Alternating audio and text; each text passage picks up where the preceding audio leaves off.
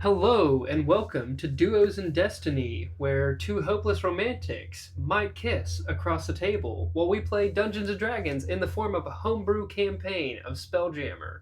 I am your dungeon master, Logan, and I would like to give a special shout out to Jason Wardell of In the Vast Forest on Spotify and Bandcamp. The music in the background of our episodes is all provided by him. Highly recommend to check him out.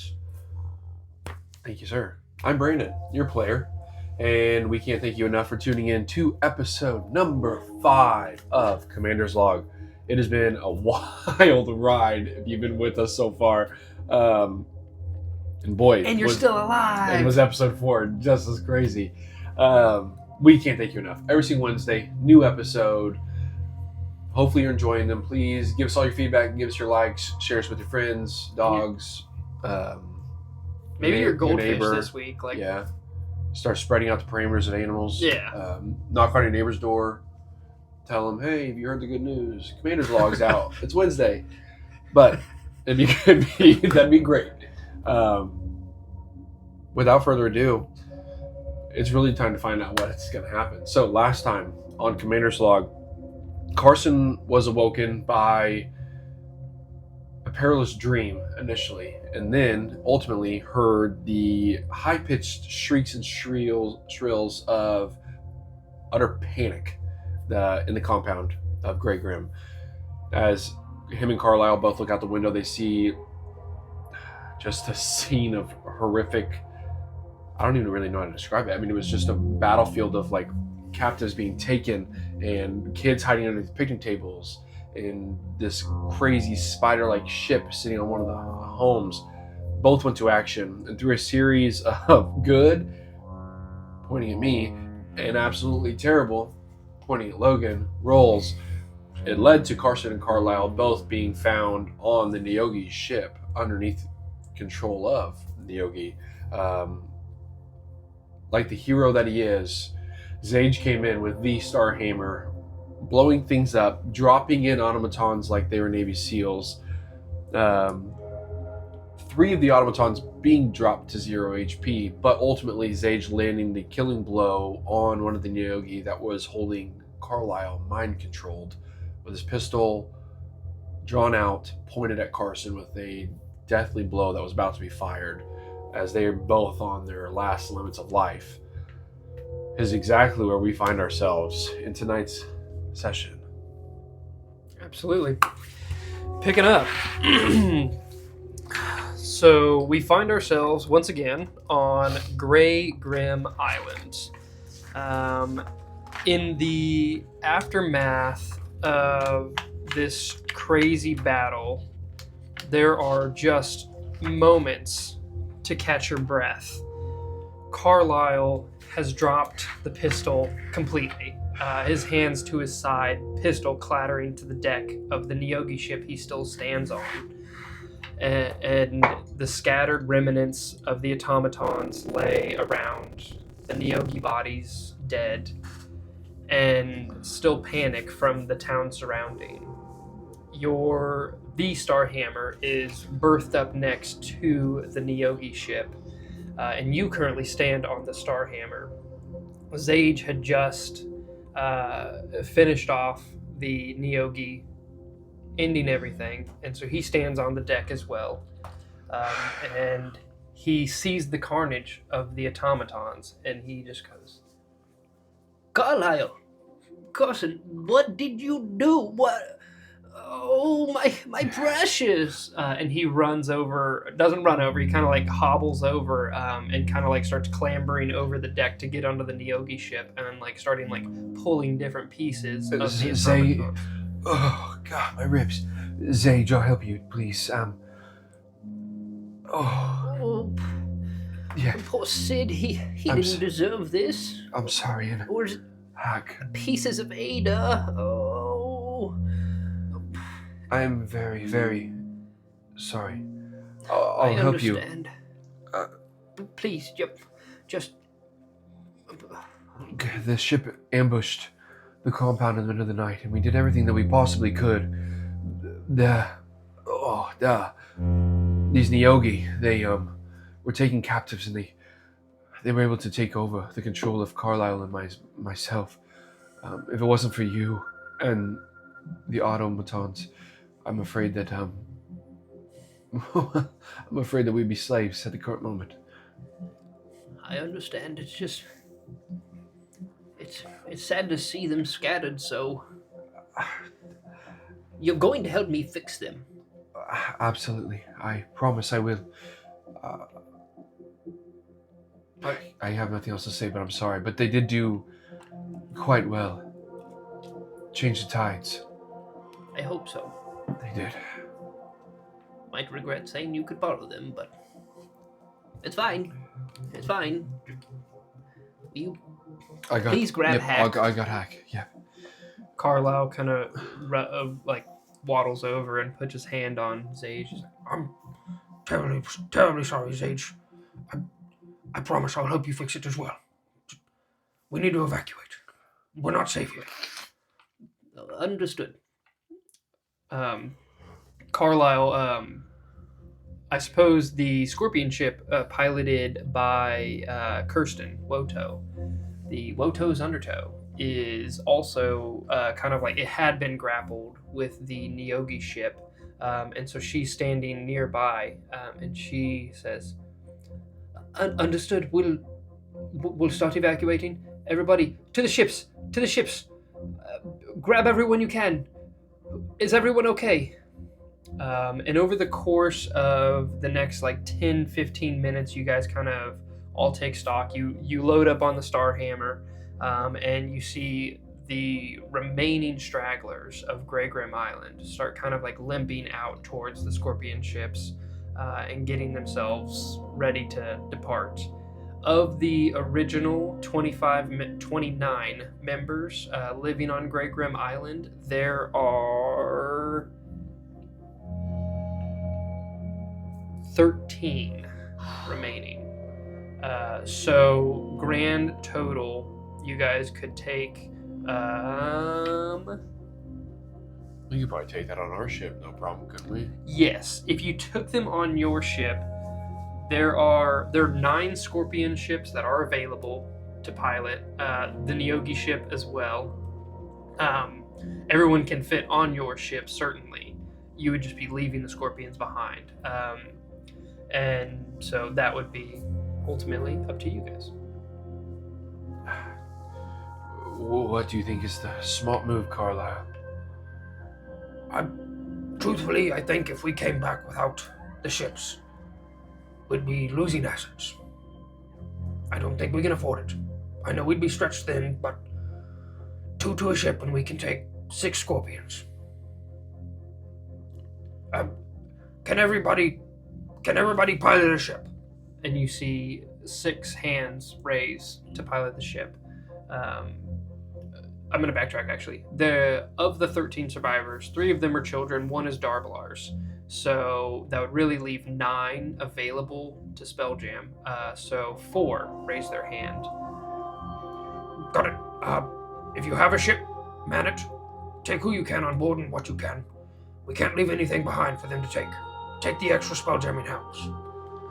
So over the course of the next half hour, the crew kind of, or all the residents go through and they scavenge off the other Spelljamming helms, load them up onto other Scorpion ships that are going to be departing, leaving the other ones inert. And then, if there's anything else you'd like to do while on Grey Grim Island.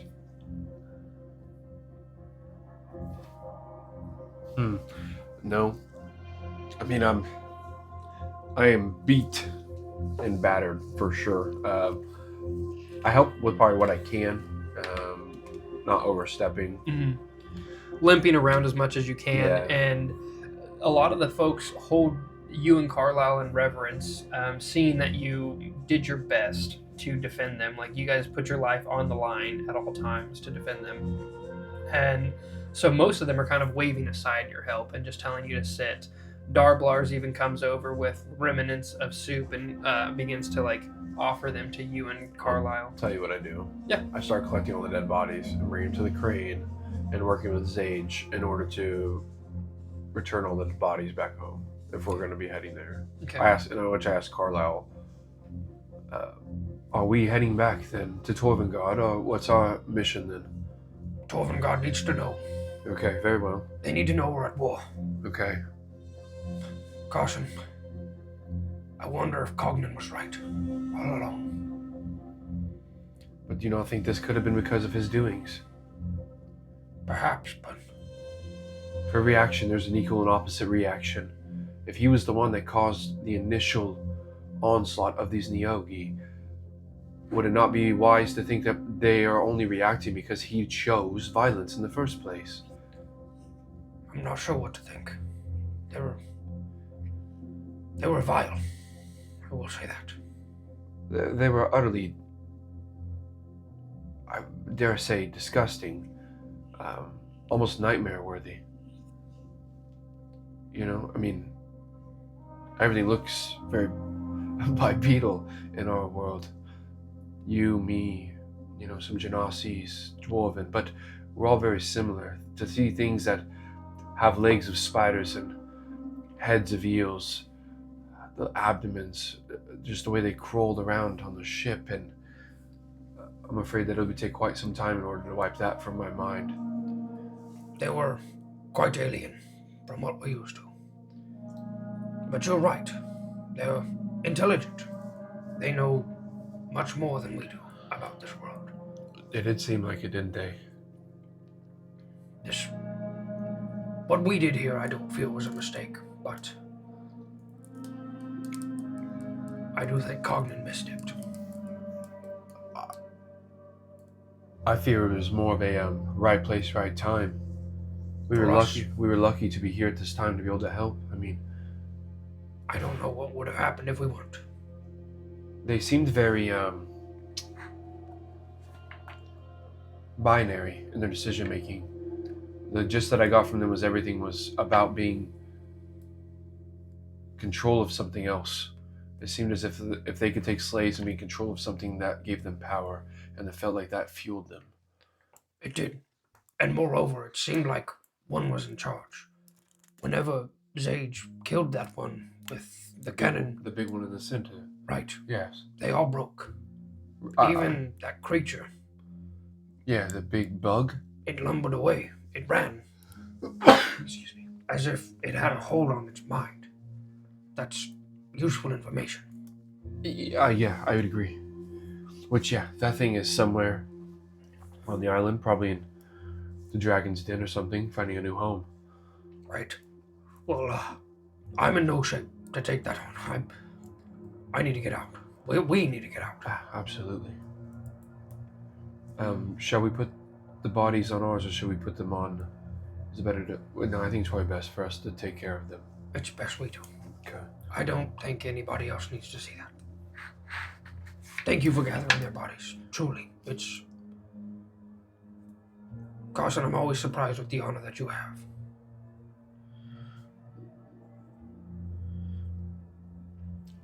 Please don't be surprised. I just tried to do. I would be honored to be the change in the world that I'd like to see. And if I can't live that myself, then what can I expect to happen? I knew I was drawn to you for a reason. Come on, boy. Yes. You look rough. Yes, sir, Captain. And without further ado, the Scorpion ships, the 4 that are loaded up, as well as the Starhammer with the... Starhammer. Let's see, quick math. 13 minus 9, 16. That's wrong. Yeah, I'm sorry. It's been a hot, long week. You want to do that math for me? Catch me in the comments. That's 4. No, 29 minus 13. Oh, 29. It's You said... It's 16. Did I? Did I misspeak? on Yeah, what I you said? said minus 9. You did not say 29. So you said just minus 9, so that's why. Goober. But you caught yourself too, though. So Was I right on the initial math then? 29 minus 13. the 16 correct was correct. Okay, awesome. Yes. So, awesome. harrowingly, there are 16 corpses that you load up. Kartug and let's see, it was Kartug and Cobble Roundstone Cobble are both amidst that crew that Dang are it. that are deceased. So,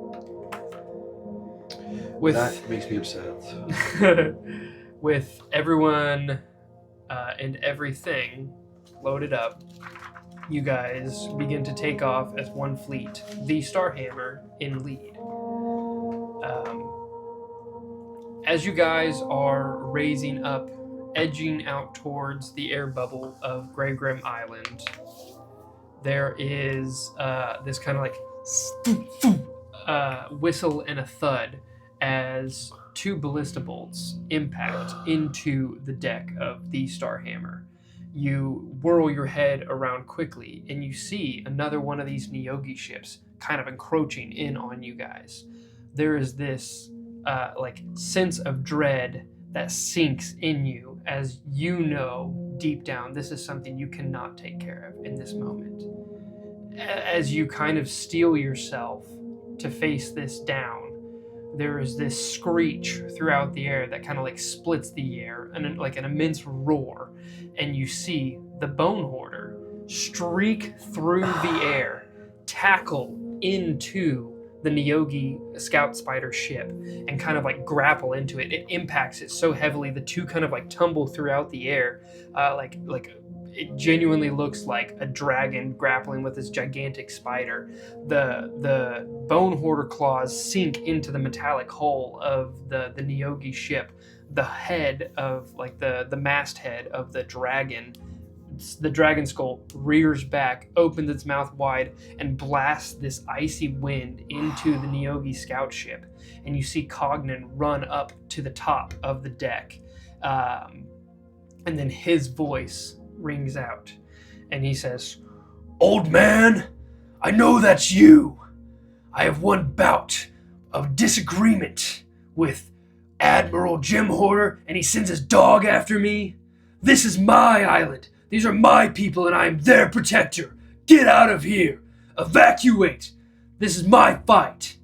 As he leaps from the bow of the Bone Hoarder, you see two blades come streaking from his side.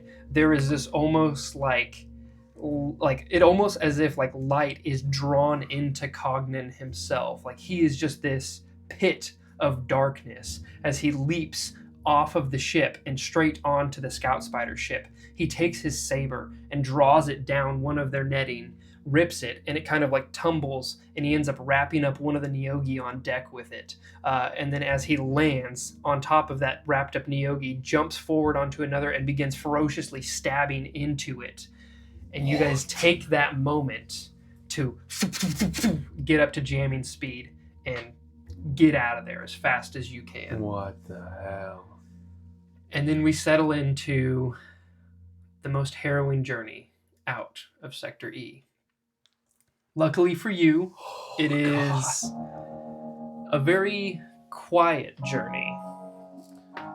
You kind of are on edge as you are leaving, knowing what you faced as you came in. But with the help of the locals, as they are now, a bit amongst the Scorpion ships, you guys are able to take a much safer path out of Sector E to Rendezvous 5, and you guys begin the long journey back to Torvengard. It is a total of 3 days journey. Today is the 13th, so you guys will arrive on Torvengard on the 16th, meaning you do have multiple days of rest. So, I'm going to do a little mood change here. Thank you, Jason Wardell of In the Vast Forest on Spotify and Bandcamp. Quick shout out. If there is anything you would like to take care of in the 3 days, now would be time. However, I want to preface this with the harrowing fight takes you to level 4. Oh, Sir Carson. level 4? Level 4. Holy shmikeys. So, level 4, as we all know, at Dungeons & Dragons is kind of a huge spike. Aside from level 3 where you pick your subclass, level 4 gets real exciting because you get your first ability score increase or a feat. So, the decision does not have to be made now for the feat. We can always work on that as you go. If there's anything in mind, any questions, please feel free to ask. However, I would like to go ahead and roll hit points. That way, I'll you're gladly at do that. least I'll you're gladly at do least that. on the hit point level of a level 4 character. Yeah, please. D10. I will be taking another level in the Blood Hunter. D10 for the Blood Hunter. Roll big. 8. Ooh, that's a good roll. That is a That's phenomenal a roll. heck of a roll. Excuse me. That brings the grand total to 46 HP. 46. Yeah. That's good. Yeah, that's, You need that. I just went up 12 HP again. Dang. I rolled 8. I rolled a 6 because I went 10. So yeah, nice. Yeah. That tough is a nice one. Yeah, I'm not quite sure what I'm thinking in the regard of, I don't really know too much yet on the 2024 differences, so I'll have to kind of check these out a little bit. For sure. We'll definitely take into account the feats probably after the session, and then maybe we can kind of like give a rundown of what you picked truly at level 4 at the beginning of episode 6 next Wednesday. Huh? If I'm alive. Yeah, if he's alive. So otherwise, you guys do have a long, solemn 3-day trip, leading 4 other Scorpion ships back towards Torvengard. Zage and Carlisle take a good portion of the time repairing the automatons. I'm going to just make a tinker check with advantage. May I assist? Yes, I would say I'm assuming you're assisting. Yeah. With that little old roll, a tinker check for our boys. Rolled pretty good. I rolled bad on the first dice. It was a 2 on the first one, so I got real nervous, but I followed it up with a 15. Tinker check is a +3. So a total of 18. You guys are able to get 1 automaton fully functioning. One in the 3 days. Yeah, I don't know if there is one Hack. you would prefer. Okay, so you fix hack Yeah. first. Absolutely. I would like to. You have a second automaton that has, like, you've basically been able to sort through the pieces between Sid and Ada, the other 2 automatons that did the Okay. dust. I'm right in saying Sid, right? I think that was the one. Yep, I can tell you because I sent down. Of course, I sent down Ada. Yeah, I do remember that one. The other one was. I think it was Kit actually. Kit. I knew it was an. It was one of expert. the which those are both. They're both the same, arguably. Right. Truly. Yeah. So, now I'm drawing a blank. But I think I sent Kit down. Okay. Maybe I sent Sid. No, it was Sid because I wrote down Rapier. Sid. Yes. Yeah, Okay. Sid was Awesome. correct. So yeah. So I sent everybody else. Nice. Funny enough, one sheet. Yeah, that's Good on my sheet. brain. Good brain. Good Okay. brain. Yeah, so Good brain. either Sid or Ada, one of the two, both of them have been kind of sorted in their own piles, so you know what parts go to what. But the face is able to start working for one of the two now. Essentially, it's able to blink and respond to any like outside stimuli. However, it's just not reattached to the body in whole. So you have like 1.5 automatons at this point. And that would like slowly be a process over 3 days as you guys kind of just ride it out. You see kind of trailing behind you several of the Scorpion fishermen in the lull times kind of just fall back into old habits and cast out lines trying to fish for anything. One day they actually do manage to catch a couple of guppies, and so there's like a nice fresh meat Get a little nice guppy dinner. feast Okay. for the total of 13 survivors plus the 3 of you guys. So it's a change of pace as opposed to the packed rations that you guys previously had. Otherwise, Carlisle does pull you aside as you guys start to close in. So essentially, once you've entered into Sector 1 and you're closing in into Torvengard itself, Carlisle pulls you aside and he says, Carson, I don't know how you want to handle this moving forward, returning to Torvengard. I have told Tantham about you, but not everything. I didn't tell him about your allegations against Cogden. I told him that there are some serious claims, but not that he or that you said he murdered you. Okay, that's some. I don't want to sound like I don't believe you, but No, that's just some pretty important parts. it All right. is a big allegation to say. Very serious if we are going forward with this. So what you're telling me is we want to come clean. I always feel honesty is best policy. I'm a terrible liar. Truly terrible. But I don't want to push the boundaries of what you're comfortable with. If you would prefer to meet in disguise, that is fine. But I feel it is time you meet Tantham.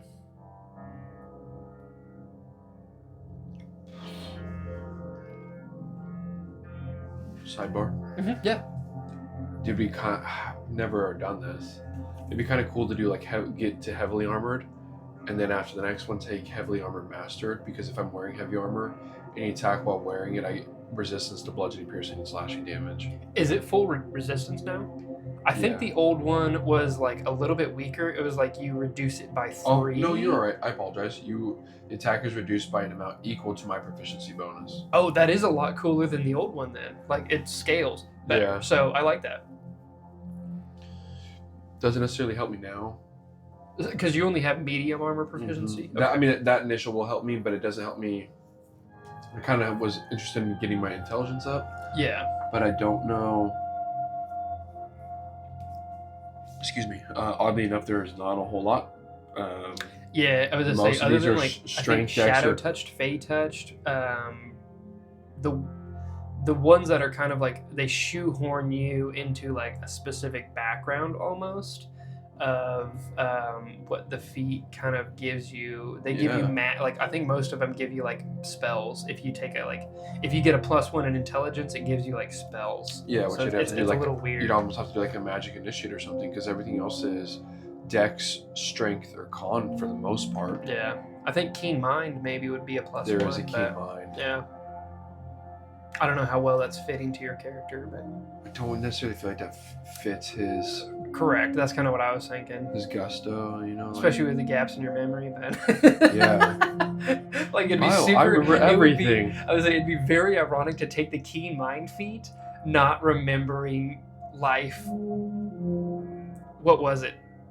Like 8 days ago? Yeah. You know, like I could do elemental adept and just get another resistance. Oh, and I could do yeah. intelligence. I had a 4 resistances at level 4. that's crazy. Do you like And is not it be a just barbarian. element resistances? Yeah, so acid, cold, fire, lightning, or thunder. So I would just go fire. Yeah. So I'd have fire, cold, necrotic, and radiant. Wild. That's kind of cool. That's a lot of damage resistances. Yeah. That's pretty good. I'm kind of digging the heavy, just taking the hit on the heavy fighter though, or the. Yeah. That'd be kind of cool. So does medium armor master give you a +1 to anything? Because I know medium armor master is pretty cool. Like you can accomplish more with medium armor master. So as long as your dex is high. You're not dex based, No. are you? Okay. yeah, that's while why you would wearing wanna go- medium armor, you can add 3 rather than 2. So Right. you only get 1 more though. Yeah, but So it it actually also, doesn't help very much, I was gonna say, arguably. that also inclines that you would have to you'd have to be dex based because that's like a +3 But is you only like gain 1 more, so you'd Yeah. only really gain. You'd still cap out at like 16 though, still depending on the armor with you medium choose, armor, right? Yeah, I think so. I saw that paper in here. I think the best medium armor you can get is like a 14. Medium. That's probably plate, but then So you can get disadvantage on half stealth. plate armor, 15 plus dex, so you get 17. So you'd max out at 18 is the Right, highest which you is could get. which is full plate without a shield. Correct. So I guess that's actually true. So it does equate you to full plate, Yeah. but it also requires you to have a 16 dex. Correct. Not a and I don't know what your dex is, truthfully. +1. Yeah, so you'd So- have to up your dex slowly over time to get to it. Yeah, which because I'm at a 15 right now.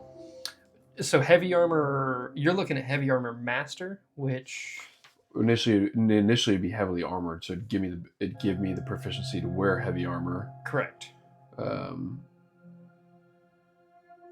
And then after that would be like potentially doing heavy armor master at the next one. Mm-hmm. There's no added Excuse me.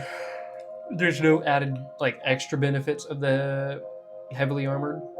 There's not like I get one to my con or my strength. Oh, okay. So that would give you 2 odds. So theoretically, like eventually you can even it out. Yeah. I gotcha. Yeah. Quite the decision between those. So we started on the 7th of Arid, and today would, like, as you're closing in on Torvald Garden, would be the 16th. Oh, of 16th. Arid. Yeah. Okay. So I know there's one thing I would like to do on road ship, so Yeah, I'm gonna do it. course. I'm gonna send it. I'm gonna do something different. Yeah, of course. Let's do, and I think I'm gonna do Constitution. So I'm gonna make my Constitution on. I'm not gonna worry about going strength up. I'm gonna try to. Okay. Because with tough, a little min-max action. Yeah, absolutely. The eventual A little min-max spike action. in Constitution, big change in hit points. Building back how that works is Yeah. will be Big change in hit points because so- it retroactively adds one more. Yeah, per level. 1 per level. So for a solo campaign, having HP, we're finding out is pretty nice. Yeah, yeah. So Apparently, old Logan really likes to throw things at you. Well, I mean, when you don't have another player or two to Yeah. help offset a little things, it's a little learning curve. Truthfully. So, which I don't really ever. I won't.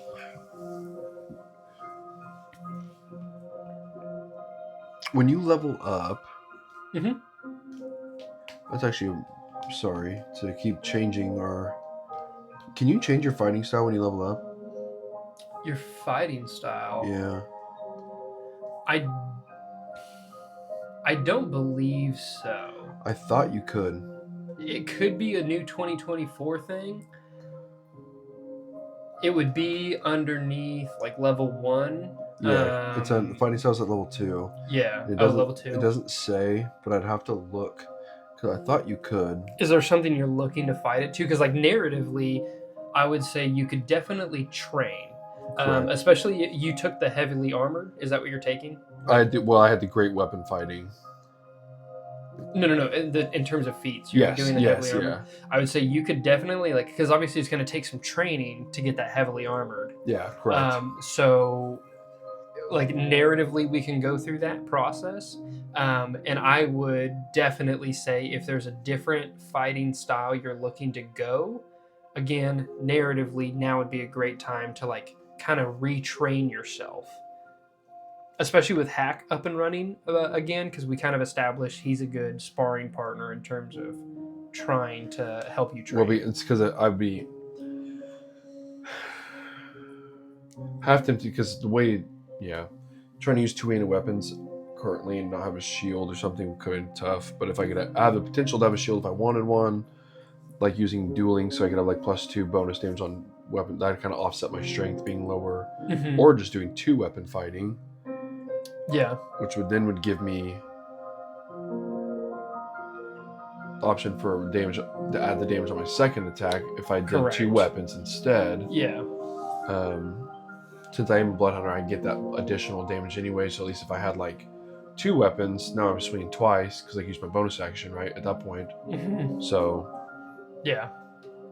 I was also it kind of just struck me. We kind of touched on the new 2024 weapon mastery properties. Blood hunters, since they're not a 2024 class, actually don't get the weapon masteries, which I think is kind of dumb. Well, I mean, yes. I guess if you're going by that rule, yes. Yeah. It would just be a matter of that's just a rule set. Yeah. Because that would just be in game, right? Yeah. Okay. So again, we could narratively go through a training montage. And you could work towards a weapon mastery as well to be able to use one of the properties of those weapons, like Vex, Cleave, Nick, all those Grays, all the cool ones they've got now. So Okay. Definitely some options. Yes, that is true. So there are lots of options. They're starting to open the doors of Sorry. the D&D universe and all the crazy things you can really take your character.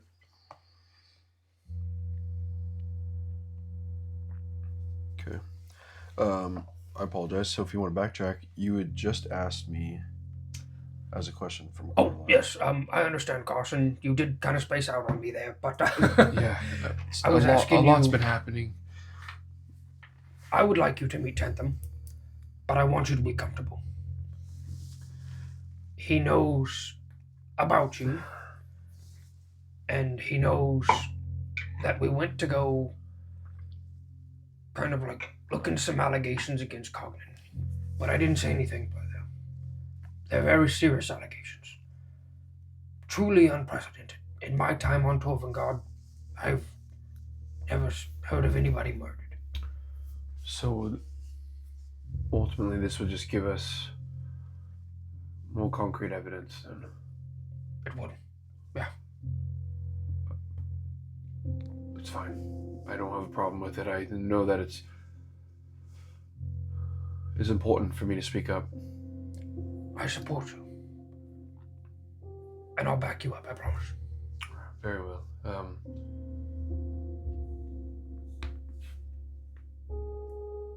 Okay. Yeah, I can do this. Yeah, we can. We need to. Don't have a choice.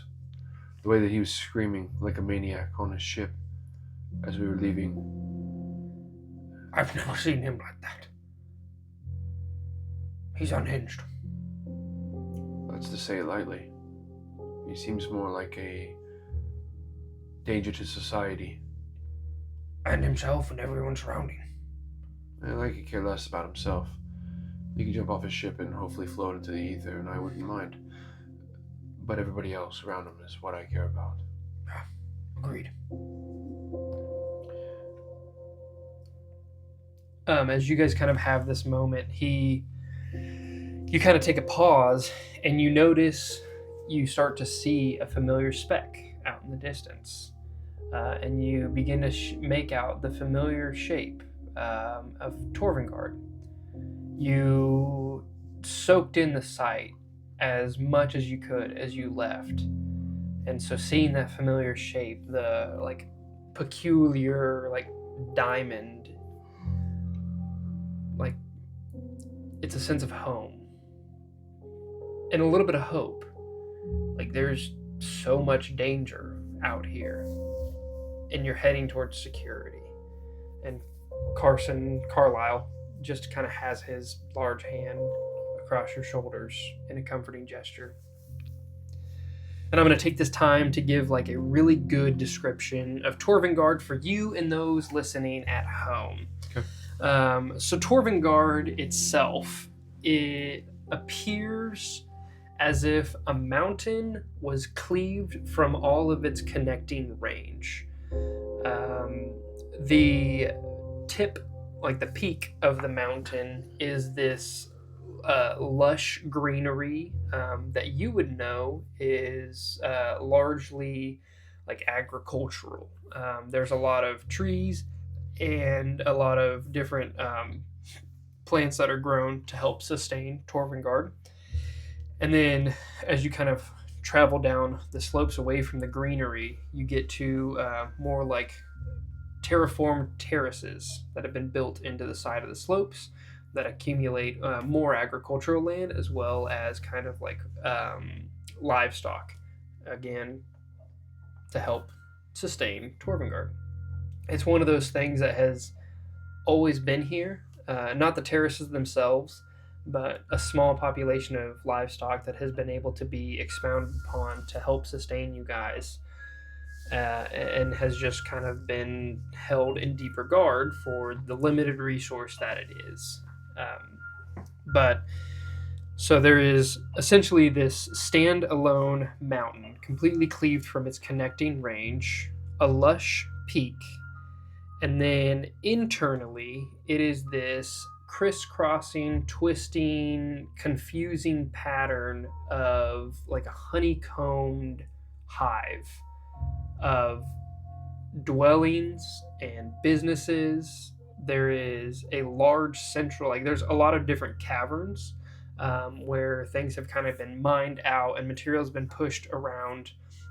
A lot of the material, whenever it gets pushed around, it ends up just getting pushed towards the bottom, and they've actually built out the bottom of the base of the mountain. So whenever you arrive to Torvengard, there is kind of like this Colosseum bowl that surrounds the docks that dangle down beneath it.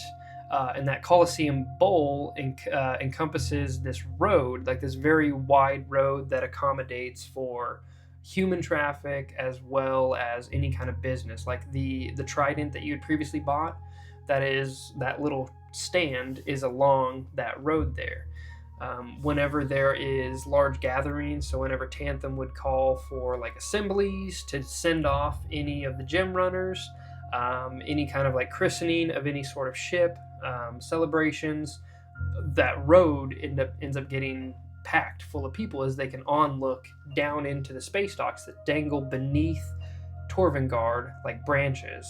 And there's kind of like a series of elevators and man lifts that take you up and down as the docks just kind of branch out beneath. So whenever you arrive to Torvengard, you actually like rise up to it, and when you depart, you fall away. Further up into Torvengard is where you get into like the honeycomb structures of all the different dwellings and the businesses and like the different structures. Centrally, there is a large cavernous area where there is the temple to Femus, and at the peak of the temple, kind of like if the temple encompasses the entire cavern, at the very top is where King Torvengar or King Emerald Jaw has his quarters, and then anything beyond that gets to the actual peak of the mountain. And the strangest thing is whenever, and you probably haven't experienced this, but you've definitely heard tale, whenever you're on the outside of the mountain, unopposed to how gravity planes work on the ships where you can walk along the bottom side, it's as if gravity still pulls down. Like everything about this mountain indicates it is still part of the range, but there's just nothing else there. So you can climb the peak, and even the atmosphere seems to get thinner and harder to breathe as you get up there. It's this almost like impossibly sustained structure that truthfully shouldn't make any sense in any context other than the fact that it just exists and it has sustained the population of Torvengard and allowed you guys to thrive to the point where you guys are now, of hopefully expanding out. So that's where we find you guys as this diamond mountain peak kind of gets closer and closer into view, and you can start to recognize the familiar sights of Torvengard. And then the Starhammer, along with the 4 escorted Scorpion ships, rise up into the docks.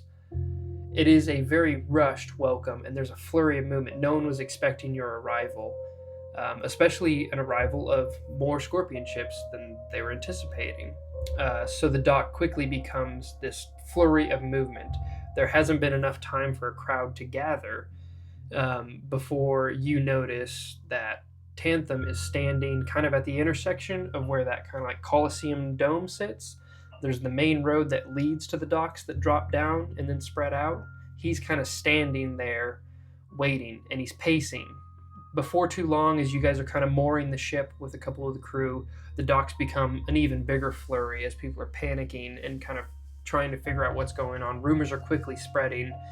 People start to gather all around. And then you see a female dwarven figure join with Tantham as well. You would recognize this female figure as Mathilda Onyx Eye, kind of clan mother of the Onyx Eye clan. I don't know, clan mother's probably not the right term, but den mother of the Onyx Eye clan. Clan matriarch. Yeah, matriarch. That's the perfect word, of the Onyx Eye clan. And she is like dressed very regally. And you see her and Tantham are kind of like speaking hurriedly and gesturing out wildly towards the docks. Once the ship, the Starhammer, is finally moored, Carlisle lowers down with you from the crane down to the docks, and you guys begin the trek up towards Tantham. And he's kind of like wading a path through all the dock workers. And this is where I kind of leave to you on the choice of if or if not you are disguised, or if you're coming as Carson. No, I think I'm becoming as Carson. Okay.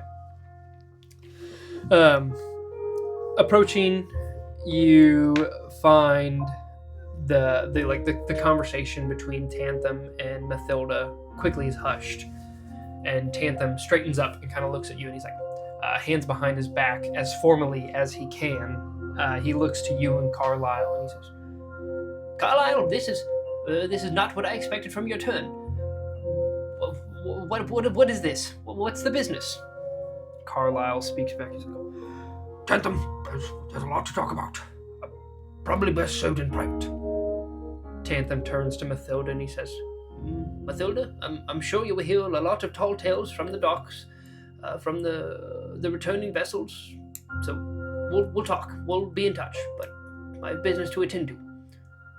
And then he escorts you and Carlisle back towards the dock, or towards his office. His office lies within the Spelljamming Academy that sits just beyond the road. You see looming in the background of the Spelljamming Academy is Carlisle and Tantham's manor, the Jim Hoarder Manor. And you slowly approach to the Spelljammer Academy, entering within. You've walked these halls before, and it's kind of like this nostalgic feeling, but also like this slight resentment, I would assume, as this is something that you weren't cut out for. So walking amongst them is kind of like this odd feeling. You arrive to Tantham's office, and you find an incredibly ornate and well-organized office. It's as if there's a place for everything.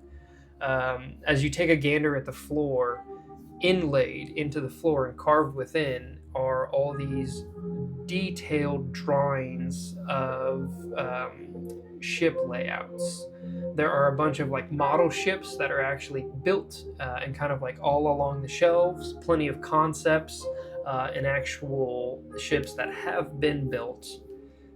You also see this massive telescope that has like a spiraling platform that gets up to the viewing lens, and the telescope juts down through the floor and looks past the space docks. And then off to one side, like his desk sits looking out towards the massive bay windows that face the space docks, and there's like a small mini bar to one side. And he says, "I suppose we'll be needing this." And he pops a bottle, pours 3 glasses, passes them, and looks at you, and he says, "You must be Carson. Carlisle speaks highly of you."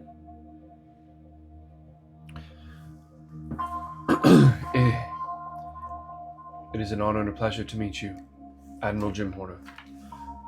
Thank you for having me. I am Carson of the Hallobrand family. Hallobrand? Your father works for the docks, does he not? He does. Yes, sir. Devout worker. He does his best every single day. He's a great man. I respect. We need those folk. And you yourself. How did you find Carlisle? I look towards Carlisle and kind of give him like that eyebrow raise, like, is now the time? And he's just like sipping. He's just sitting there. He just kind of like gives you the side eye, like he's like. Okay. General, Admiral, that is a story in its own. Are you prepared to hear it? No time like the present. We've got a lot to catch up on both sides. I have news of your guys' absence. Can you kick that down just one? Yep. Doink. Thank you. I slowly kind of walk over to one of the bay windows. My hands are kind of behind my back, and I look out. Well, Admiral, about 10 days ago, I was murdered. I not know how I stand before you today, but there's one thing I do know. I was murdered by a man that every single person in this city deems a hero. Speak clearly. I don't have time for riddles. Cognan Dustfinger killed me.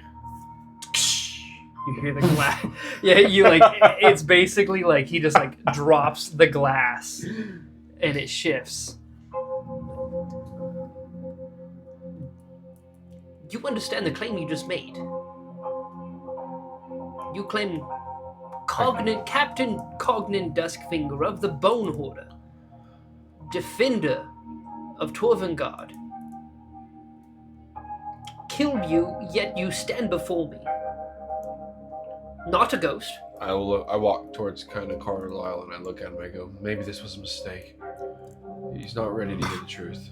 No, caution. Caution, it's... Tandem, it's a lot to take in. I was with Carson that night when he came back. Hear him out, please. I trust him fully, with my life. Tanthem walks over, pours himself another glass, plops in his chair, and he looks at you and he says, If Carlisle trusts you, I'm all ears. and he takes a long draw. I've worked on the docks myself for the last 5 years.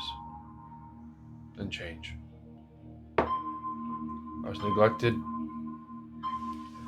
I was, unfortunately, rejected by the Academy. I became friends with a couple of the members from the Bone Hoarder.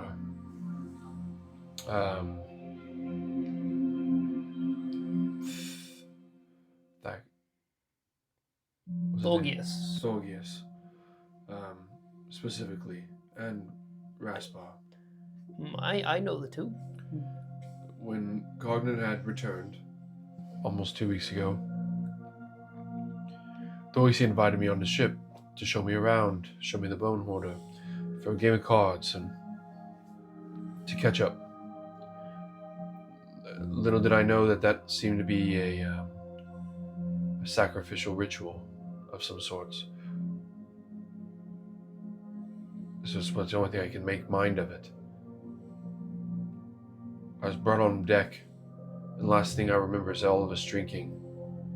But everybody kind of was watching me, staring at me.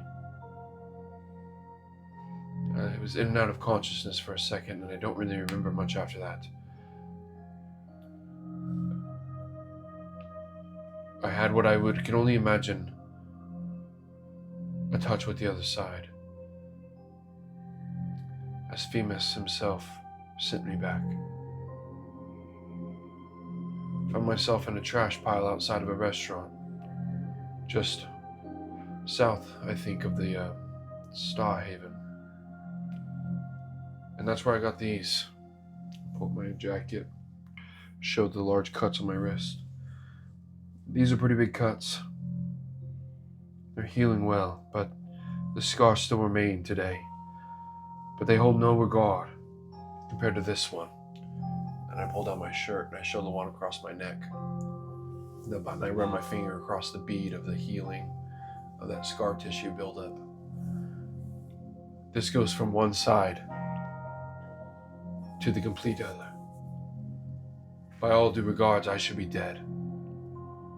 You and I both know if any mere person was struck by a blade with this kind of incision, they'd be dead within seconds. I know not how I stand here before you, but I do know that there's some type of divine intervention that has caused me to be here to hopefully make a change in the people of Torvengard. You can call me crazy, you can call me stupid, but I'm done being a coward. I'm done running away, and I'm here to make a difference. Cogden Dustfinger is a vile, horrendous person. He is no hero.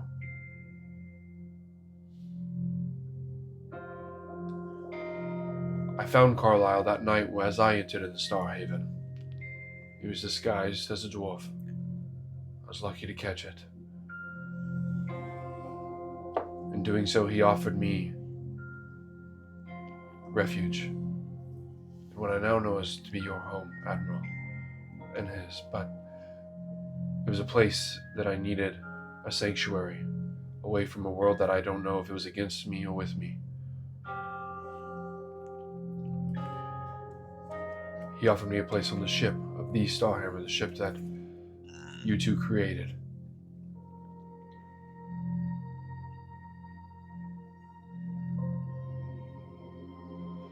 Through some tribulations, we made our way to Grey Grim Island. And that these creatures, called Neogis, attacked. We're lucky to be standing in front of you today.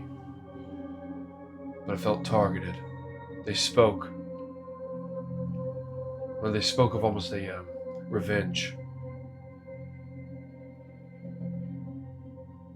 As we were leaving with the scarcity of our lives that we had remaining, he came barreling out of nowhere, jumping on to one of their scout ships that were coming just as we were about to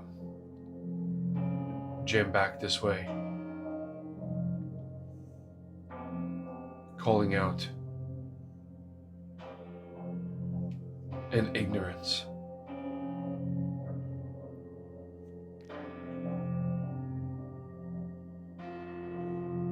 So, Admiral, I was dead 10 days ago, and I do stand before you now. But one thing is that is not dead, and never will be dead, is the soul that I have within this body. And now my mission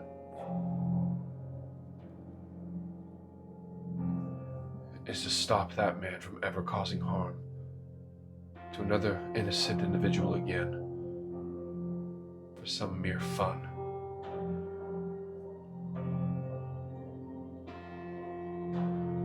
I would like you to roll a persuasion check with advantage for With advantage. one heck of a delivery. Oh, well, thank you. As you see, Tanthem has been soaking this all in, contemplating, leaning back in a large, overstuffed chair. Just like that. Yeah, he's just kind of like slowly rocking back and forth.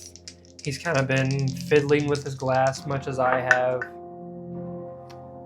And he looks at you in the eyes. I don't break eye contact. I stare at him directly. Roll. 14. 14.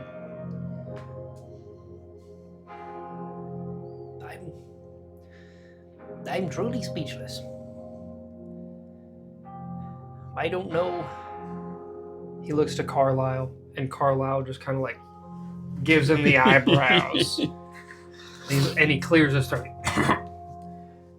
And Tanthem nods, and he's like,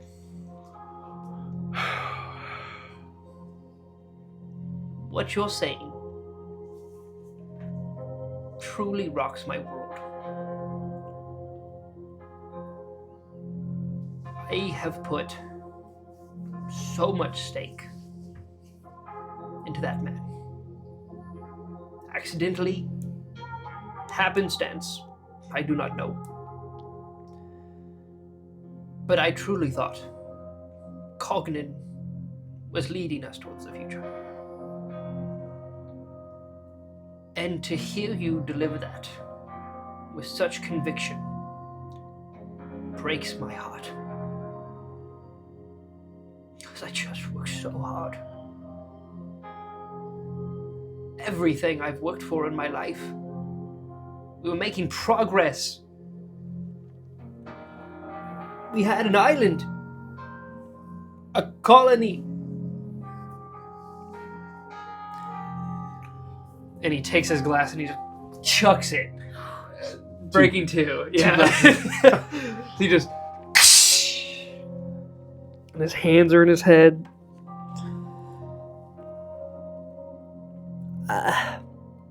Sir, there are more islands. There are new colonies to be found. Perhaps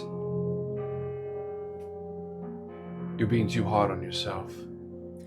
You do not control. I have to be. Our survival depends on this. Wasted. Perhaps it is more of a lesson learned. A hard lesson. Excuse my interruption, but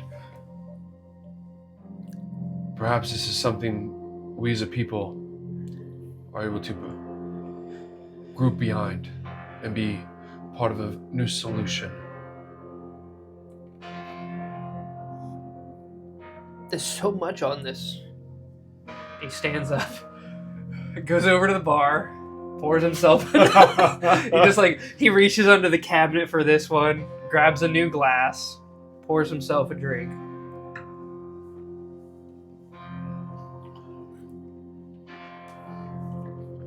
I'm sorry for my outburst. It's just a lot. Carson, I see everything you've done for Carlisle. I thank you deeply for that. You accomplished in one night what I was unable to in 30 years. For that I am in your debt. And for that, believe you. But you understand what this means, right? We're at war. Because of decisions I made. Because a man I gave power. And now what? We let these Neogi comb the asteroids until they eventually find us and wipe us off the map? What are we to do? The king needs to know. He walks over to the door and sticks his head out. And he yells off to somebody. An assistant, perhaps. Send word to the king. He pokes his head back in. And he sits back down, and he kind of just flops in the chair. And you see a man truly defeated before you. I was so hopeful with Carlisle going to Greygram Island. I hoped you guys would return with the best of news. Everything was fine. A colony flourishing, on the verge of expansion to another one.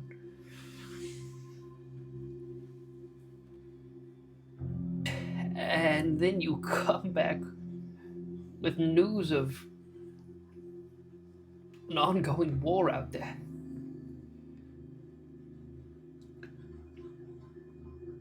You said you spoke with Femus.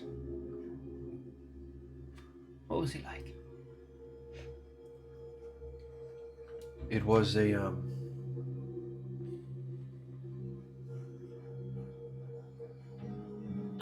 it was an unbelievable experience. He seemed to be continuously working, almost a slave to the trade. But yet, in continuum with the world around him, as if he could see all but stuck visually seeing one. As I watched him work on his anvil, but a man trapped to his work, but still caring for others. The resemblance that I see between him, Admiral, and yourself is canning. That means a lot. You've done great work, sir, and everyone in this city knows that. It was not your mistake that caused harm. You did not push Cognan to something or force him to do anything. You simply gave him the opportunity to succeed, and he chose to do evil. Just as Carlisle's put me in the position to succeed, and I will choose to end that man's life. And I don't care if I die trying to do it. I've already done it once. We can't afford that. We can't afford the good in Torvengard to throw themselves away like that. With all due respect, sir, you might think of it as throwing myself away. I see it as bringing light back to the right side of the coin. The longer you let evil prevail, the longer we give the lack of light, and the cold starts to take place. The cold. The void.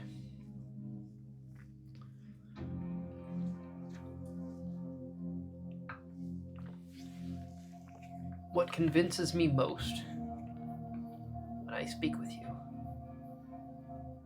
is your eyes. I've seen your eyes before.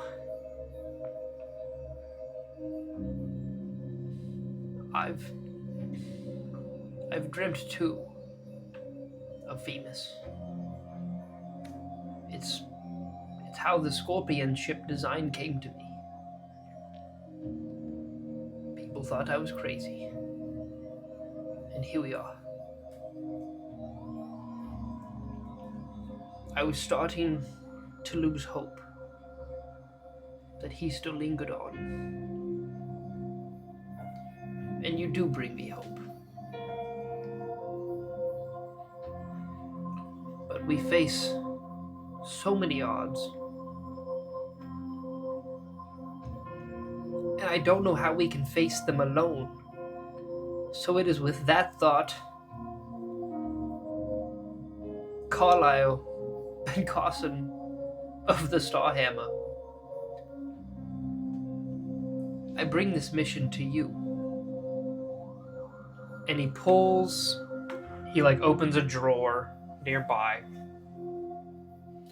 And he pulls this probably 4 or 5 inch 4 or 5 inch diameter metallic disc of this shiny black metallic device, and he sets it on his desk, and he says, A black shiny device. What kind of shape?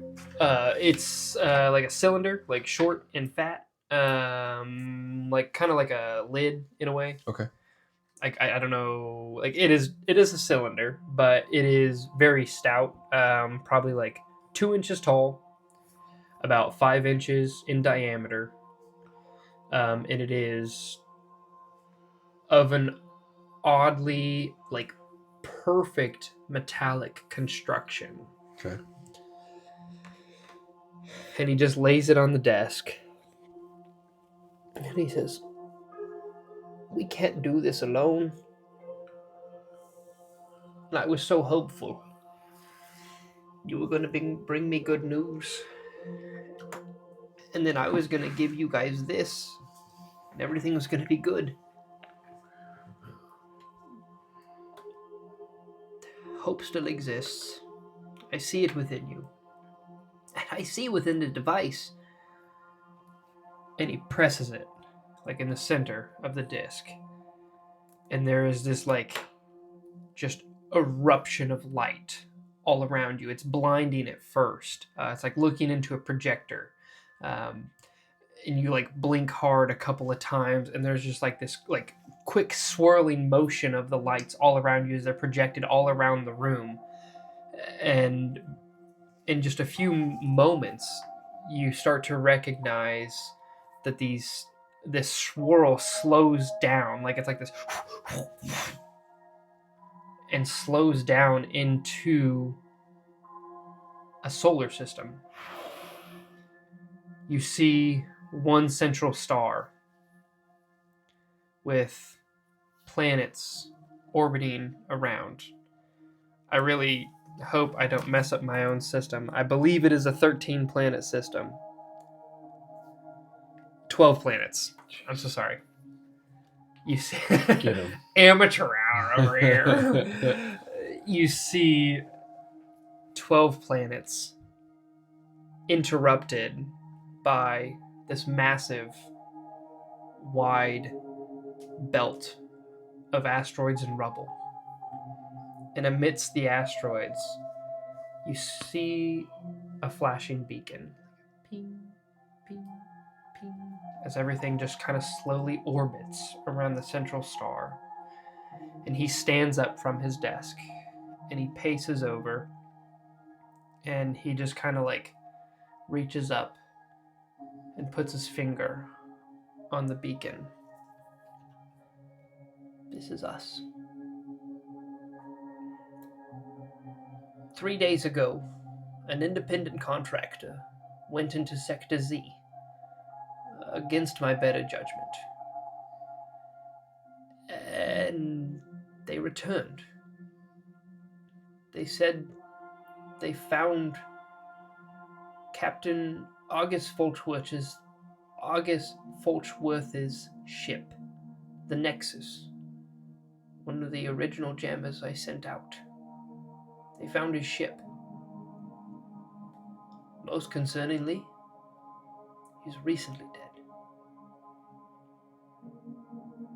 I sent him out 22 years ago. 22 years gone. And he arrives dead on an asteroid in Sector Z with this on his ship. They recovered it and they fled.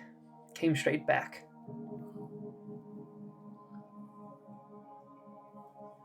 And then he paces away from the beacon. And you see close to you, or not close, like, yeah, I mean, theoretically, I guess it could be close to you, but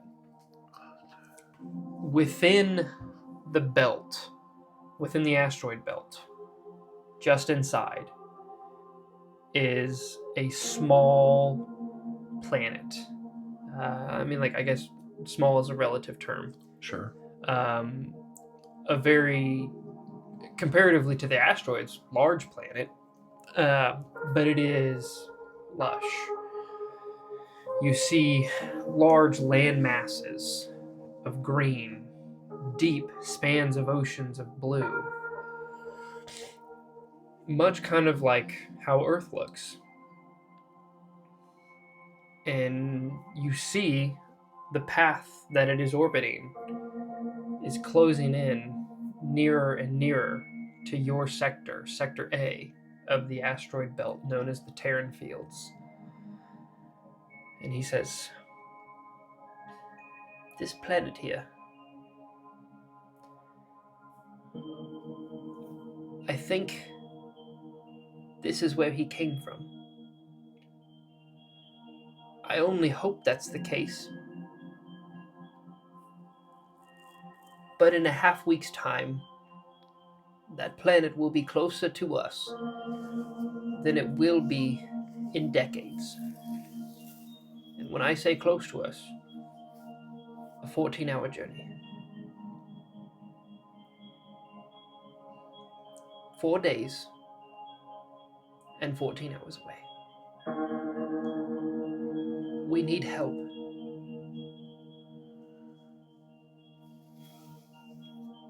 And I was hoping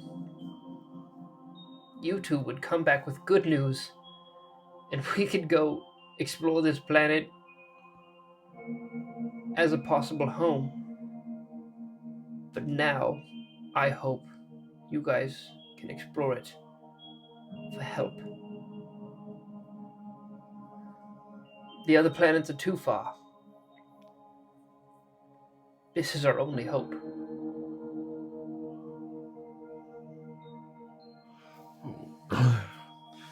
Oh. What are you suggesting, Admiral? We find allies of some kind, if available, That is exactly what I'm suggesting. and bring them back? We don't know what we are fighting with the Nyogi, and whatever Cognitive has brought upon us. That is a whole can of worms of itself. We're fighting a war. We can't sit on our haunches and wait for it to come to us. That is doom. We can't trust Cognin, but we need a leader. It's troubling, and it's a last-ditch effort. But it's the only hope I have right now.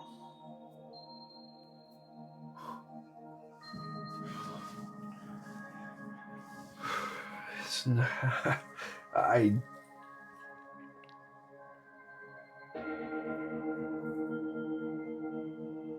Not what I thought you would ask us.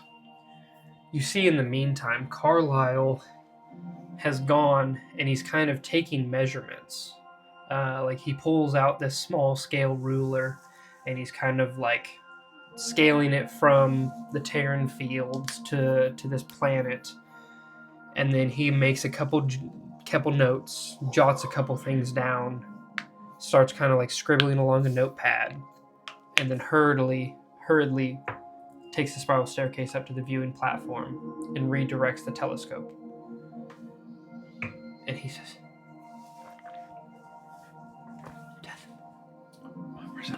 Tell you have to see this. Tanthem runs up. I don't believe it.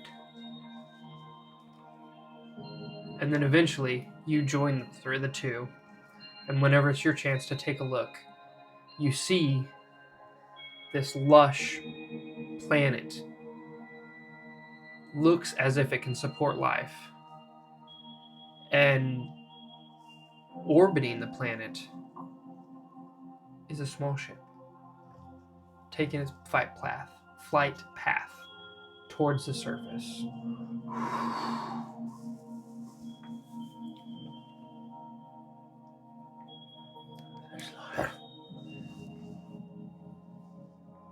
Phantom, that is hope. It's more than hope.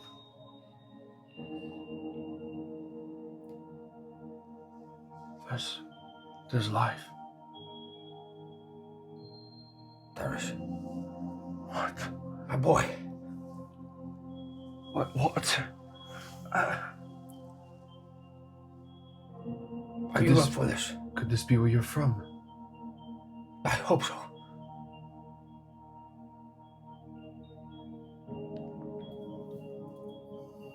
Everything in my heart pulls me. I feel hope. Let's do this. Are you sure?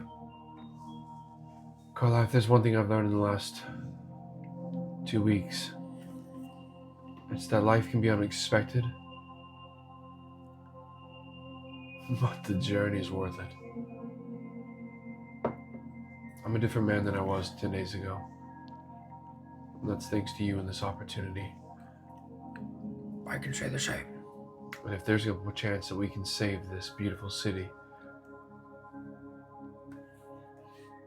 then I'm all for it. Let's do this. We must prepare. Yeah. And at that point, there is a knock on the door outside Huh? as Oh gosh. a human female pokes her head in and she says, Tentham, excuse me. King Imblejaw calls for you. He wants to meet. And Tantham looks at the two of you and he says, I have to attend to this. I'll touch base with you in the evening. But please, this is our hope. This changes everything. Yeah. I am at your disposal for whatever you need. But prepare. Prepare for the journey. We can jumpstart it and go out there early.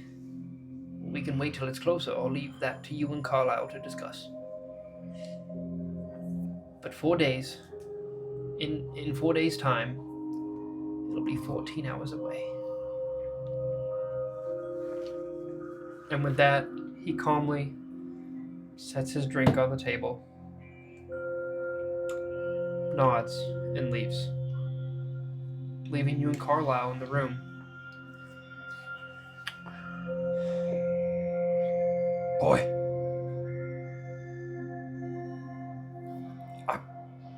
I'm speechless. We have to tell Sage. We have to prepare.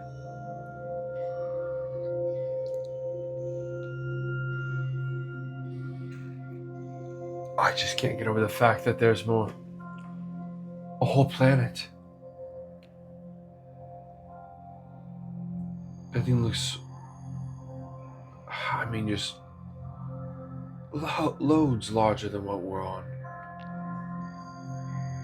This could be a home. It could be my home. Correct.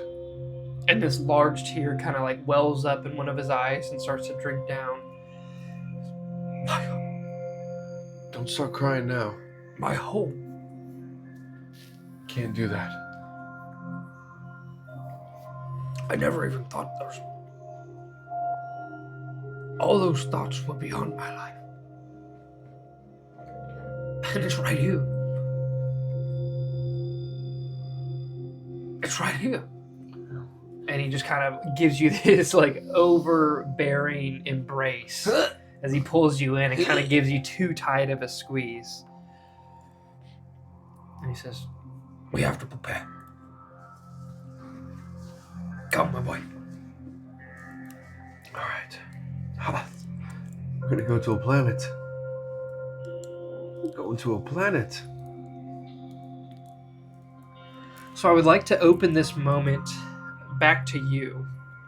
And this moment can be discussed with Carlisle in private, on the ship, wherever you guys deem fit, or whichever.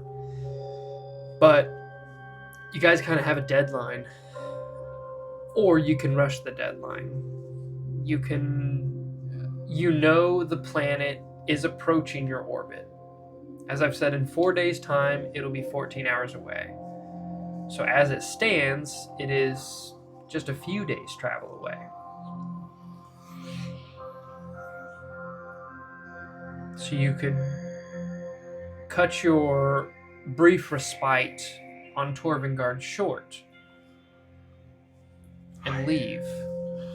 Or you can stay here on Torvengard, rest, and then depart. Do you see a reason why we shouldn't leave now? If time is of the essence, doesn't it make more sense to go ahead and start the journey? I do agree. Even if we save only a day, I mean, or 2 or 3, I mean, even if it takes his age a little bit to get us there, but... A day or 2 could mean a lot. Correct. If these Neogi are slowly getting into our system, that couple days could mean the difference. It could mean all the difference. I do agree with you. It might not be a bad idea to rush. But I hate to make hasty decisions. I want to make sure we're prepared. I truthfully don't think we were last time when we left. Well, I admittedly don't know if I expected all of the possibilities that we came across. I'll be going in with a much different mindset this time. A vast different one. Me as well. I need to re-sight in your pistol. I noticed that. It seemed a little off. I think you got banged up by Yeah. old Big Bertha, whatever the hell they called that thing. Gertie. Big Gertie.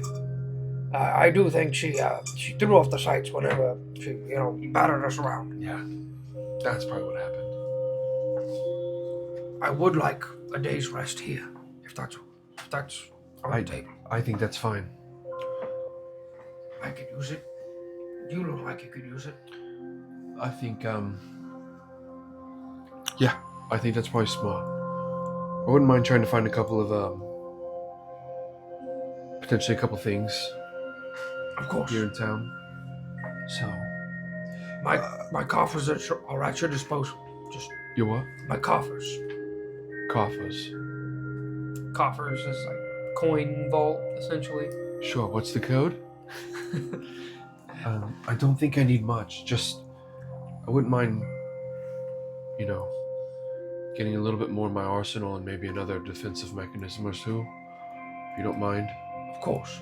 I don't know what my worth is to you, but Like I said, anything you need. I think, hopefully, we can even get the bots repaired. that might be a very important one to do before we leave as well. That actually might, or if we can at least finish, Ada was almost finished, so if we can finish Ada, and then that would allow us to finish Sid while we're traveling, maybe. That could really change for the good. I can go catch up with Zage, tell him the news, and you gather whatever you need. Okay, yeah. Do you have, I don't know, 100 gold on you or so? On me. No, but you could just tell them you're with Carlisle and Is it that easy? truthfully, yeah. Oh, well, I should have been doing that a long time ago then, huh?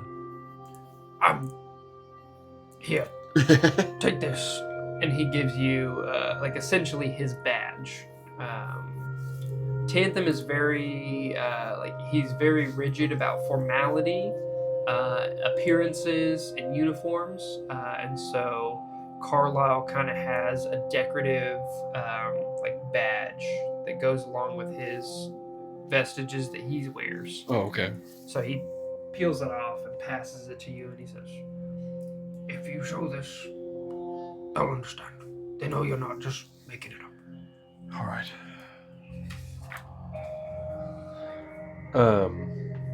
Okay, I will, I'll meet you back. Are you to be on the ship this evening? Or was that We'll be back at the Gem Hoarder Manor. the manor? Okay. I've got a study there, and we can fix up the bots much easier than on the ship. That would make sense. Very good. I will, I'll see you this evening then. Of course. All right. I'm proud of you, Carson. You stuck to your guns, and I think it made all the difference. And as I kind of look at him over my shoulders, I'd already started to turn and walk away. I just go, thanks, Carlisle. Thank you. And I just walk away. okay. I'm gonna- And with that, shopping episode! It'll be quick. Oh, yes. I would love to find something big. Something big. Big and heavy. Right I'd like on. to find a great axe. A great It'd axe. be kind of cool. Okay. Or maul, one of the two. Bing dong. Got a trident, right? So tridents are pokey. So great Yeah, axe would for be sure. kind of cool, and then or maul would be kind of cool just to have something big to hit around. Let's see. I don't know if this has like an item list quite like yours do. This I didn't know if it like I'm not seeing. I would look at the index in the back and see maybe if like look for weapons. Yeah. Oh, what map is that? Right, like. Is that all? I didn't even look in the back of that when we got that. Oh, in. I don't want to. It's stuck in terrible. Like it's perforated. there. Oh, What is is this? that all water deep or like all of Wizards the? I'm not gonna pronounce that, but Although we never really do anything, and the actual like everything we do is always homebrew. So yeah, I would the say dry this steeps. must be That's, official. Yeah, that's Cold Marshes, Horn Society. What's the coast called? Sword Coast. Yeah, I Yeah, bet it that's could it. be. I truthfully don't. Yeah, Shieldlands, Kingdom of Do you Furyundi. see like water deep or? It's hard to tell. Like, we don't really see too much of that map. That's cool though. Yeah, that's super cool. wild. Let me get the official. Maybe I should open the Dungeon Master Guide once in a blue moon. Well, but when we get the official room up, maybe Dude, that is insane. maybe I'll frame that. Yeah, That'd be absolutely. cool That'd be frame. sick. Yeah. Okay, we're looking at weapons. Let's see, 318 looks like it's got a Vorpal sword on there. I know I want to give that to you. Oh, if history does give it thy best. Let's see here. Man, I was hoping for like a table like you've got I there. know. Of Was course there not a weapons section? I There's also all magic items. weapons, magic items, weather table, Really? workshop, wondrous items, magic item category, Huh. bastion. We like a good bastion. Love a good bastion. We've been playing that in our other game. Oh my god, It's pretty fun. I still the legendary moment of bastion points sealed it for me. That was awesome. Whew, I might just have to steal that from you, or we can just kind of like share it Oh, absolutely. as we go along, because I don't know quite if this is gonna have what I'm hoping it does. So you said you're looking for like a great axe or Great a axe or a maul? Okay. I would say great axe in terms of weapon manufacturing, probably on the lower side, but you would be very easily capable of procuring a maul. Okay. Kind of little bit quick world building of Torvengard. So the Temple of Femus. Femus is known as the creator. So in this massive cavernous space in the center of this mountain of Torvengard, this hollowed out area where the Temple of Femus looms and encompasses so much of it, there are like 8 crossroads that lead away from this temple that is suspended within the cavern. You know that many people, craftsmen, tradesmen, artisans, come to the courtyard of the Temple of Femus to craft. It's kind of like their inspiration. Like they come there instead of if you go to church to pray or like go to the adoration chapel for like a moment of silence. This is that equivalent. You come to the courtyard of the Temple of Femus to bring your ideas into creation. And so you instinctively searching for something of probably higher quality. The trident you buy is very well made, but it is definitely like a fisherman's item, not a weapon. Useful as both, but you're searching for a weapon. So you head towards the Temple of Themis, and you find within the courtyard, you find a dwarven female who is hammering away. She has an anvil and a small portable forge set up, and you see as she's hammering away, she's kind of making flat what appears to be a longsword. And there's kind of like a small array of weapons that she has crafted behind her. And you're just kind of watching her work for a moment as this almost calming ping, ping, ping, as like sparks are shattering away from it. It is very reminiscent of the dream that you've had of Themis, and it calls to you as you approach her. So, Excuse me, ma'am. Aye. Are those weapons behind you for sale? It's more like a passion project, but I suppose I can let one or two go if you're interested. Yeah, that large maul there looks very finely crafted. I would say I'm interested. That one? Skull Splitter? Yeah, that one. You think you can handle that? I think I could give it a go.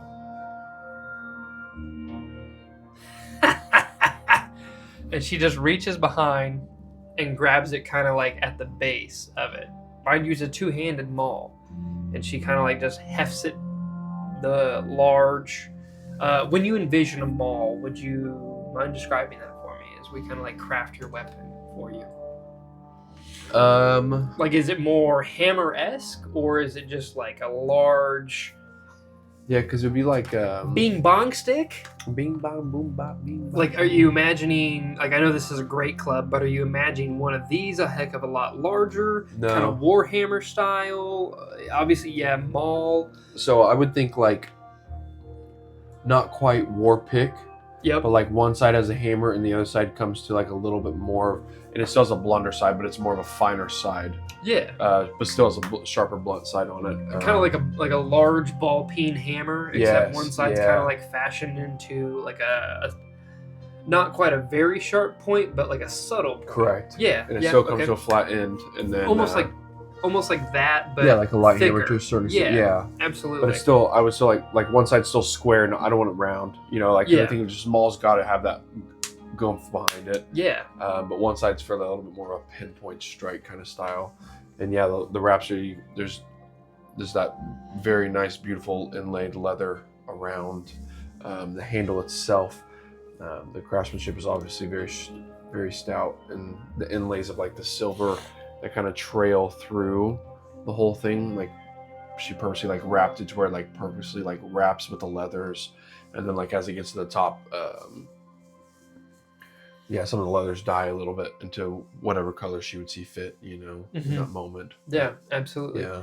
There's kind of like this like sunburst orange that kind of like wraps up into What is the this, a handle. calling? That kind of wraps up from the handle into the head of the maul, and it like it's true craftsmanship and inspired creation come to life before you as she's just hefting it from the base of the handle and in front of you, and she kind of like stares at it with this like insane smile, and she's like, "Oh, I like Skull Splitter," and she hefts it, and then just like lets the weight of it take her wrist towards your head.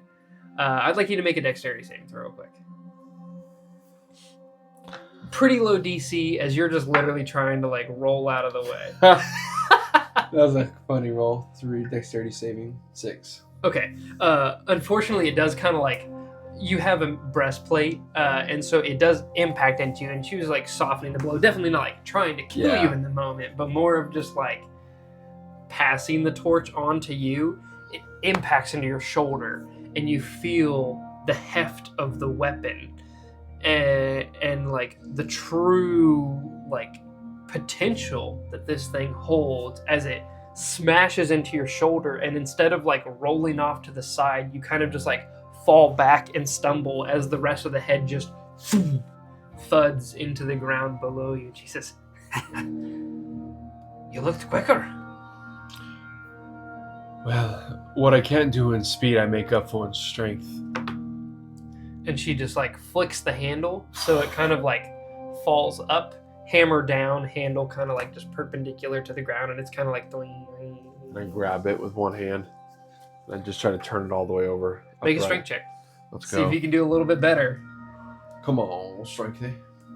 I'm so glad I haven't had to roll much dice tonight. Oh, 19, baby! 22.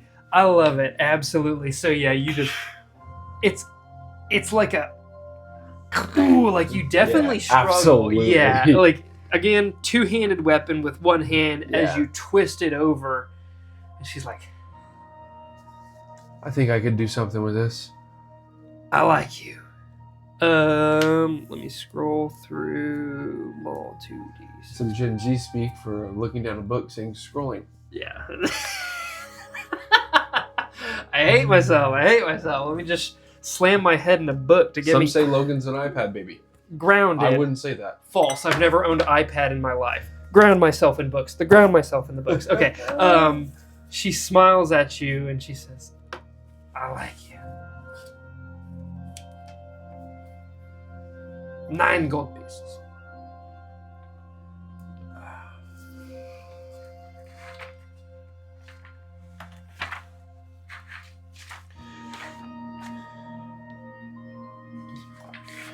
I think that's a fair deal, my lady. 9 gold. Okay. The exchange is made. And then I'll allow you to continue the interaction. Do you know anybody that makes a good set of armor? Looking to potentially upgrade mine.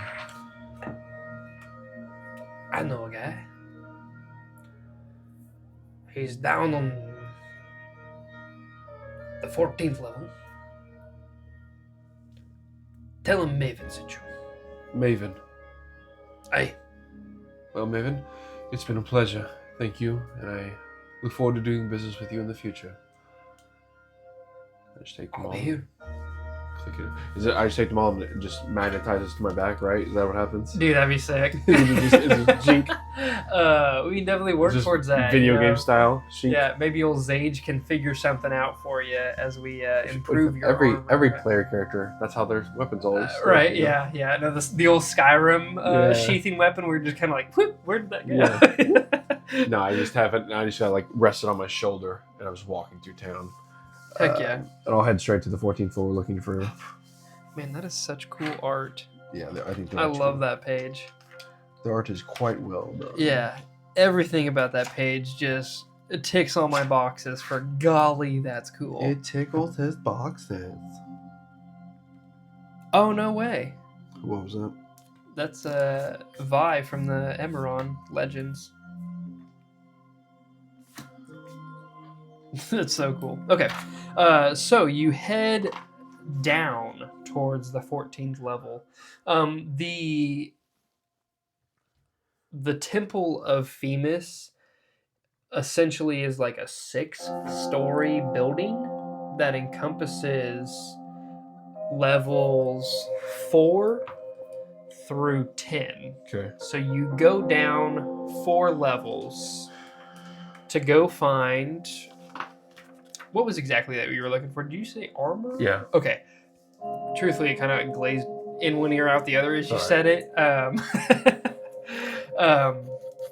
So you go and you find a soot-covered building that looks like it's been there for quite some time. There is a small yard out in front that has been set aside for anvil space. And you see all sorts of like chain links getting crafted together. There's a couple of apprentices rushing about. And then you see sitting in one corner, kind of like surveying the apprentice's work, is a small gnomish man with like small round spectacles sitting on the end of his nose.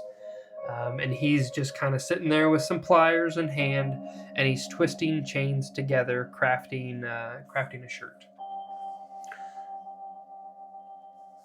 Good day, my dear elder. What? Hey. Maven sent me. Oh, yeah, no, Maven. She used to be quite the apprentice of mine.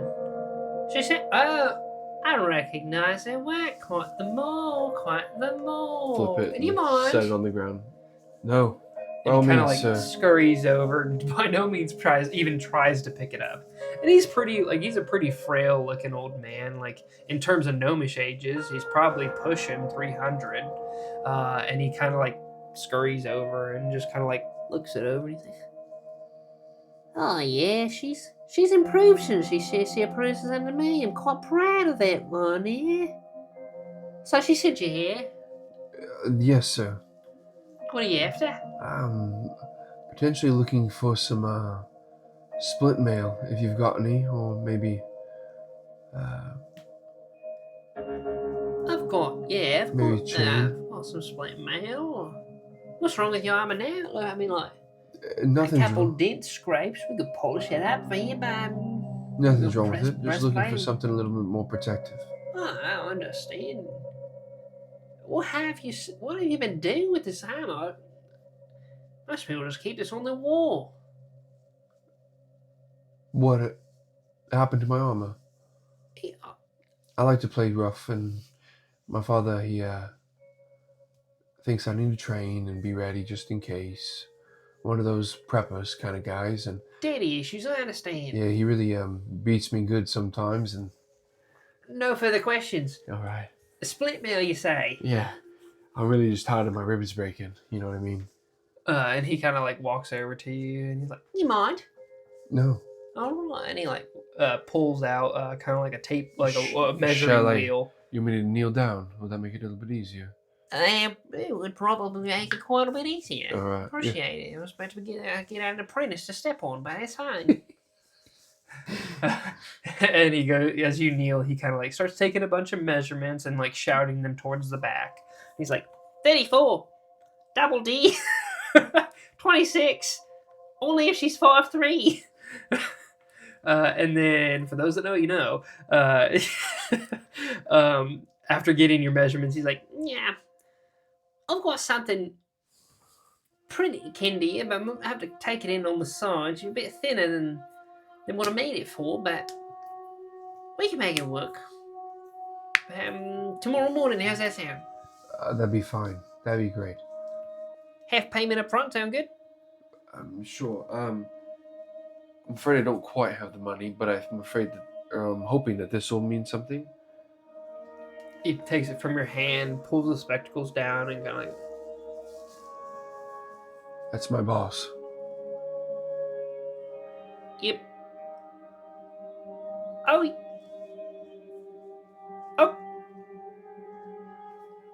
Thank you. We'll see you tomorrow morning. All right. Thank you. I'll make sure that you get your money. 150 gold pieces.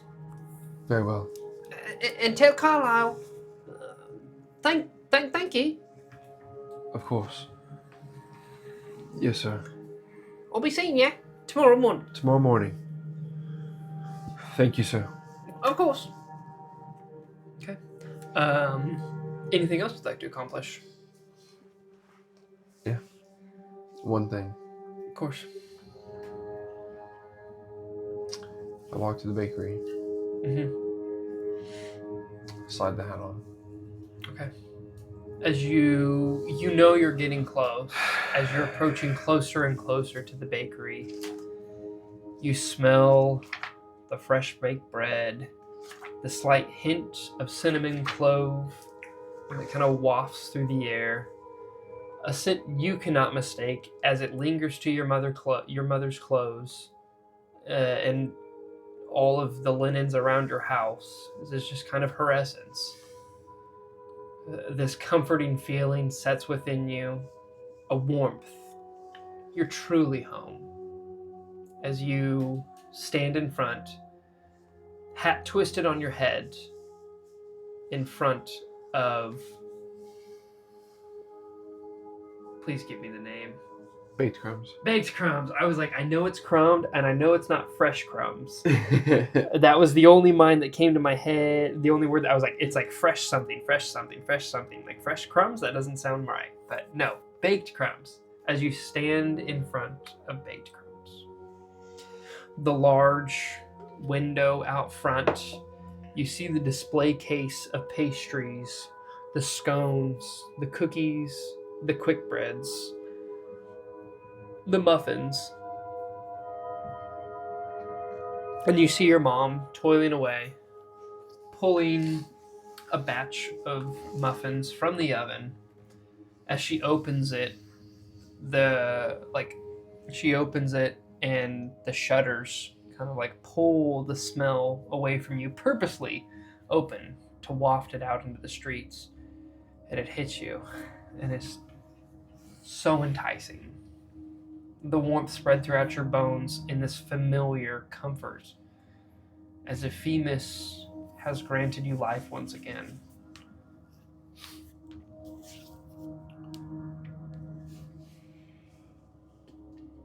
Well, those cookies look pretty delicious there, ma'am. Oh, you're back. I do recognize you. Oh, you remember my simple face, do you? I never forget one. Well, that's awfully sweet of you. You know, that's just something so familiar about you. Oh, why would you say that? Oh, it must be nothing. It must be nothing. You kind of remind me of my husband. Forget about it. Oh, okay. You I'm said sorry. what? Oh, yeah, you're married then, ma'am? I am, yes. Ah, You might probably- know him. He works down at the docks. Your husband does. Yes. Can you feed me his name? My dad's name? Yeah. No, I'm going blank on it. I truly wish I had refreshed on family history. Yeah, that's... Jason Wardell with the music. Oh, what a banger! Tugging at the heartstrings on this one. I know, I like this song. Jason Wardell of In the Vast Force on Spotify and Bandcamp as Brandon looks through his notes to figure out his dad's name because for some reason he doesn't have that committed to memory. Come on. Come on. That was a cheap shot, I'm sorry. It was. Oh, you'll get it. You'll get it back. Tobias. Tobias. What's my mother's name? What's my mother's What's name? my mother's name? Campaign ends. A Bard's Lament. Kira. Kara and Tobias Hallibrand. Commit that to memory. Kira. Kira? Yeah, Kira. Kira. Okay. I'm afraid I don't... Wrong voice. I'm afraid... Wait. That name does ring a bell. Tobias Halliburton. Great man. I think I've seen him a couple times or two. I must say I'm quite biased, but quite fond. Oh, you guys have a kid he always talks about or something. Have you seen him? Who? Carson. My son. Oh, ma'am, I'm afraid. I don't think I have. If you have, please tell him, be safe. Come home soon. Well, if I see him, I'm pretty sure I'll recognize him with how you and your husband look. If I see him, I'll tell him to come home. Of course. You know, kids can be. It's just so unlike him. Well, sometimes growing up changes a man. You know, they gotta find their ways and... Grow up as he is, he's still my baby. And I still worry. That's all I can do. That's a mother's story, isn't it? It is. I'm so sorry. I can't trouble you with my personal life. What can I get you? I'll take another one of those blueberry loaves. Of course. I have one in the oven if you wouldn't mind just waiting. 3 minutes, it's almost done. That's fine, and I'll take an assortment of other goods if you don't mind putting something together. I can absolutely do that. Well, thank you, ma'am.